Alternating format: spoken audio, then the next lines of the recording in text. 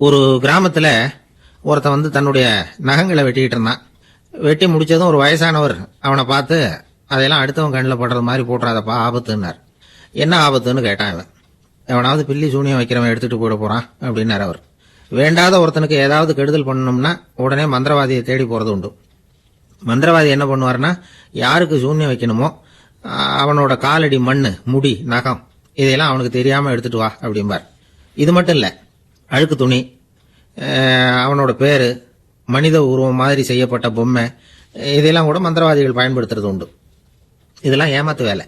மனிதனுடைய முடி, நகம் இதெல்லாம் வெட்ட வெட்ட வளருது இல்லையா, அதனால அதுக்குள்ள உயிர் இருக்கிறதாக ஆதி மனிதர்கள் நம்பியிருப்பாங்க. அதனால மனுஷங்கிட்ட இருந்து அதெல்லாம் பிரிக்கப்பட்ட பிறகும் கூட அதுகளுக்கும் அந்த மனுஷனுக்கும் தொடர்பு இருக்கிறதாக அவங்க நம்பினாங்க.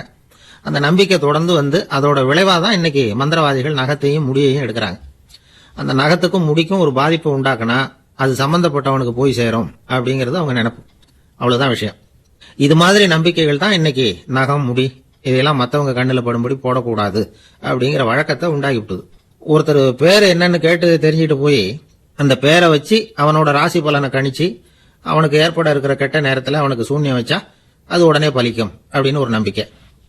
அது மட்டும் இல்ல, சூன்ய தகட்டுல பேரை எழுதி புதைக்கிறதும் உண்டு. இதனாலதான் பெண்கள் கணவன் பேரை சொல்லாத பழக்கம் ஏற்பட்டுதான்.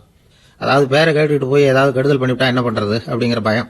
அப்படி ஆரம்பிச்ச பழக்கம் தான் இன்னைக்கு ஏதோ மரியாதைக்காக கணவன் பேரை பிறர் முன்னிலையில சொல்றது இல்லை அப்படிங்கிறது மாதிரி ஆயிட்டுது.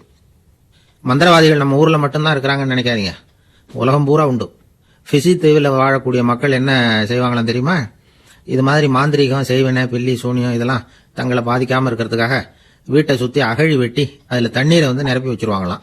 ஆஸ்திரேலியாவில் இருக்கக்கூடிய பழங்குடி மக்கள் கிட்ட ஒரு பழக்கம், ஏதாவது பழங்கள் சாப்பிட்டா அதோட விதையை தண்ணீர்லயோ அல்லது ஆத்துலயோ போட்டுருவாங்களாம். வெளியில போட்டுட்டா அதை எடுத்து செய்வினைக்கு பயன்படுத்திடுவாங்க அப்படிங்கிற பயம். இது மாதிரி உலகம் பூராவும் செய்வினையின் மூலம் அடுத்தவங்களுக்கு பாதிப்பை உண்டு பண்ண முடியும் அப்படிங்கிற நம்பிக்கை இருக்கத்தான் செய்யுது. பொதுவா எல்லா ஊர்லயுமே நகம், முடி, காலடி மண்ணு, மனித உருவ பொம்மை இதைதான் மந்திரவாதிகள் பயன்படுத்துறாங்களாம். இந்த பில்லி, சூனியம், செய்வினை இதுல இருக்கிற உண்மை என்ன தெரியுமா? நகமோ முடியோ எதையும் செய்யறது இல்ல, சம்பந்தப்பட்டவனுக்கு ஏற்படுற பயம் இருக்கு பாருங்க, அதுதான் பாதிக்கும். இது மனநிலையை பொறுத்த விஷயம், வேற விஞ்ஞான ரீதியான பாதிப்பு இதுல எதுவும் கிடையாது. நம்ம ஊர்ல ஏற்பட்ட பகுத்தறிவு சிந்தனைகள், மூட நம்பிக்கைகளை எவ்வளவோ குறைச்சிருக்குது. இருந்தாலும் ஏமாந்து போறவங்க இன்னும் இருந்துட்டு தான் இருக்கிறாங்க. இந்த காலத்துல சின்ன குழந்தைகளை கூட ஏமாத்துறது கஷ்டம். ஒரு குழந்தை கேட்டுதான், ஏன்பா பிரார்த்தனை பண்ணனா நமக்கு எல்லாம் கிடைக்குமா அப்படின்னு தான். ஓ கிடைக்குமே அப்படின்னாராம் அப்பா. நீ வச்சிருக்கிறிய பேனா அது கூட கிடைக்குமா அப்படின்னு கேட்டுதான் குழந்தை. ஓ கிடைக்கும் அப்படின்னாராம்.